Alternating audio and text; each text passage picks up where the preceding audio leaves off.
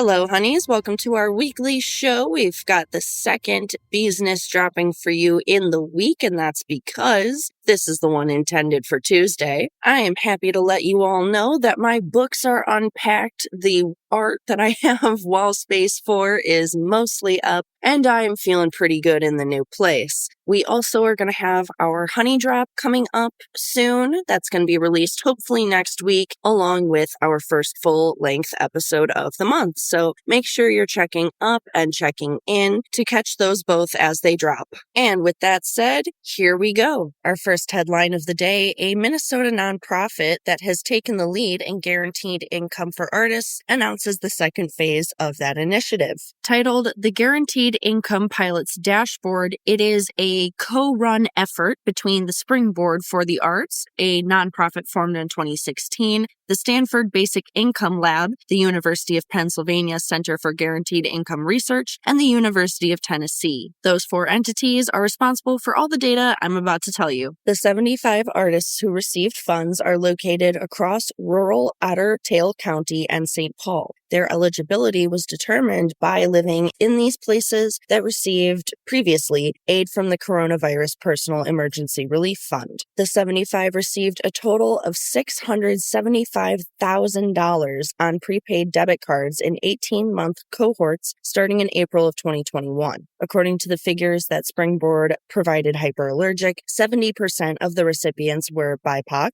LGBTQ+, artists from rural areas, or artists with disabilities. GIPD post-project studies show the artists used the cash primarily on retail purchases, presumably art supplies, 36% right about. Fruit and groceries was about 31%, and housing and utilities made up about 10%. Springboard will start phase 2 in mid-September with a public art exhibition in St. Paul to advocate for guaranteed income programs. The included artists in that show will receive a $5,000 grant plus monthly payments to produce their works commemorating the fund's impacts, especially with projects that document the fund's impacts with the pilot phase. We also heard that a new 3-year arts series will center New York City's Latina community. Titled The Historias Project, the citywide cultural initiative that lasts 3 phases and about 3 years will center these Latina narratives across the city. It is being led by the Lower East Side's Clemente Soto Valles Cultural and Educational Center. Supported by a grant from the Robert Rauschenberg Foundation of $2.5 million, it's also a collaborative effort with the LXNY Consortium, which represents 45 arts and cultural groups, plus other local and relevant institutions like the Public Art Fund and the Brooklyn Public Library. This fall, the program will produce a chock-full lineup of cultural programming, research-driven initiatives, and arts commissions, even oral history presentations. The goal here is comprehensive, intersectional, even specific representation of New York's steadily growing and diversifying Latina population. A combination of the hows and the why we care for this last bit, in part because it shows how the efforts and the advocacy of groups like the Cultural Equity Coalition of New York City and LXNY have made a difference. For example, Libertad Guerra, the executive director of Clemente, has noted an increase in supports to expand Latina representation in the city's public arts and cultural programming since 2020. Another how/why, in part because it's ongoing, evolving efforts. Guerra also stressed that, quote, funding inequities persist, end quote, pointing out that programs for communities of color, quote, are rarely expanded and are often amongst the first to face the chopping block, end quote. A hilariously zany story also came out of the last week, the discovery of a donor's note trashing the design of pillars that he himself funded at London's National Gallery. The backstory behind this headline, of course, comes in 2 parts. First, the donor in question, and secondly, the building of London's National Gallery. The donor in this situation was one John Sainsbury, one of 3 art-loving billionaire brothers who was also a member of the House of Lords and more commonly known, apparently, as the Right Honorable Baron Sainsbury of Preston, Candover. His family founded the Sainsbury's supermarket chain in the late 19th century in the UK. He'd become a chairman of the conglomerate at this time, which had also grown to own Shaw's supermarkets in the USA. Sainsbury himself died in 2022 at the age of 94. So how does he become involved with the London National Gallery? Well, in 1985, the three brothers made big pledges to fund major extensions of the gallery. Though the number was never revealed, estimates put it in the tens of millions. Sainsbury and his family also donated works by Degas, Gauguin, Monet, and Rousseau to the museum. However, during its construction, Lord Sainsbury starts to dislike certain parts, key parts really, of the design. He took particular issue with two ornamental, not structural, columns that flanked the foyer of the new wing. He thought they were useless and ugly. The director of the National Gallery of London at that time was one Neil MacGregor. In an interview published this week with the art newspaper, he recalled this argument, this dispute that existed between Sainsbury and the architects of the new wing named after him. Those architects were Robert Venturi and Denise Scott Brown. Still, though, MacGregor says, Lord Sainsbury approved the design ultimately, and this seems accurate because he funded them. He did not revoke that pledged money. However, as we're finding out, he typed up his disagreement with these decisions in all caps, no less, in a secret 1990 letter. But for the sake of timeline, let's go on to note that the Sainsbury wing was inaugurated by Queen Elizabeth II in July of 1991. But back to the present now, over 30 years later, during the Sainsbury wing renovations that have been going on lately, demolition workers have taken down these two columns and found Sainsbury's letter hidden within a plastic protector inside one of them. It reads in part, quote, "If you have found this note, you must be engaged in demolishing one of the false columns, a mistake of the architect. Let it be known that one of the donors of this building is absolutely delighted that your generation has decided to dispense with these unnecessary columns," end quote. It is signed on Sainsbury's letterhead. The level of long-term petty planning here, honeys, it's hysterical. I love it.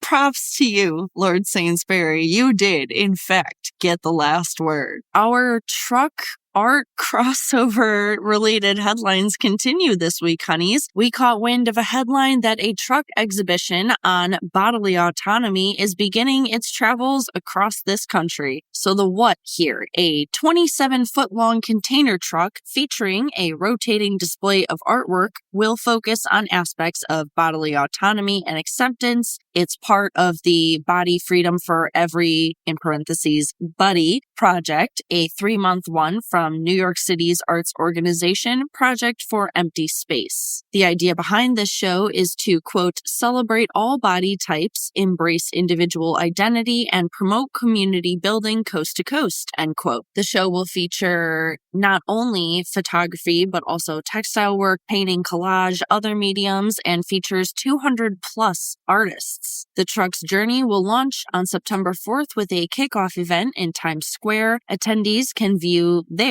the Body Freedom truck, as it's so being called. A feature of the launch that caught my attention is that it will be covered top to bottom in exterior vinyl wrapping designed by Barbara Kruger. It will also be filled with a rotating selection of, as I mentioned, all these various artists. So the why we care here, honeys, of course, is that the artists shown are among the greats. The amazing Barbara Kruger, Anna Mendieta, Robert Andy Coombs, Shazia Sikander, Ryan McGinley, and so very many more. The traveling exhibition is also notable because PES co-founders Rebecca Pauline Jampol and Jasmine Wahi told Hyperallergic the show doesn't really focus on political or voting campaigns, even though it does have have this election season timing overlap. If anything, that overlap was more of a response to the recent bans in and proposed legislation on individual control over one's body. The two say, quote, "This is about community building and participating in a conversation that is neither new nor ending with the election," end quote. Our next headline is something of a follow-up to our examinations of the Paris art world and the effects of the Olympics on them. The Louvre reported that its attendance dropped 22% during the Games. While something of an attendance drop is kind of to be expected, as tourists in the city were, of course, rightfully focused on sporting events, the Louvre's 45% drop in visitors in the 2 weeks leading up to the Games, I think, was an unexpected surprise for them. Notably, however, the Louvre was not alone. The Musée d'Orsay reported a 29% attendance decrease, and the Musée de l'Orangerie,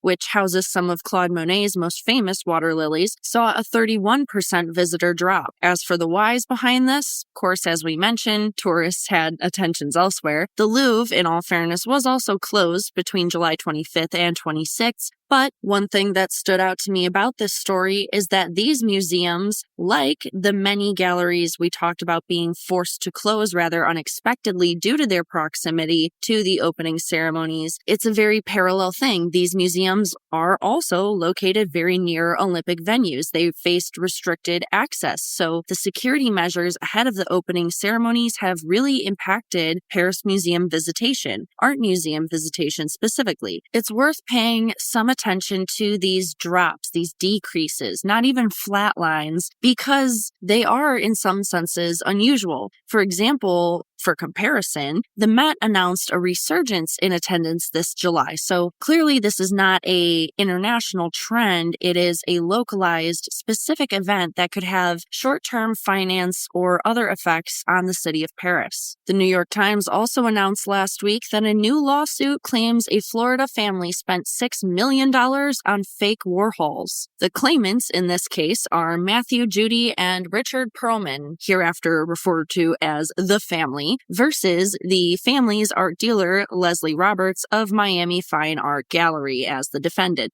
So how this all happened, according to the lawsuits filed in Miami state courts on Thursday. The family says it all begins to go wrong with an attempted sale of certain Warhol works through Christie's last December. The auction house at that point questions their authenticity, and Roberts begins trying to prove it pretty doggedly at first. But his assurances start cracking almost immediately under examination and pressure, says the family. The Perlmans say that they got an email from someone the gallery claims was its contact at the Andy Warhol Foundation for the Visual Arts. This email says the works are legitimate, and according to the lawsuit, shortly after, two people come to the family's Florida home with business cards claiming that they were appraisers from a rival auction house, Phillips, and verbally certified the works as authentic Warhols. Still, Christie's refused to accept them as legitimate, and they've just been in contention ever since. The two sides in this story are the following. The family, angry about paying more than, $6 million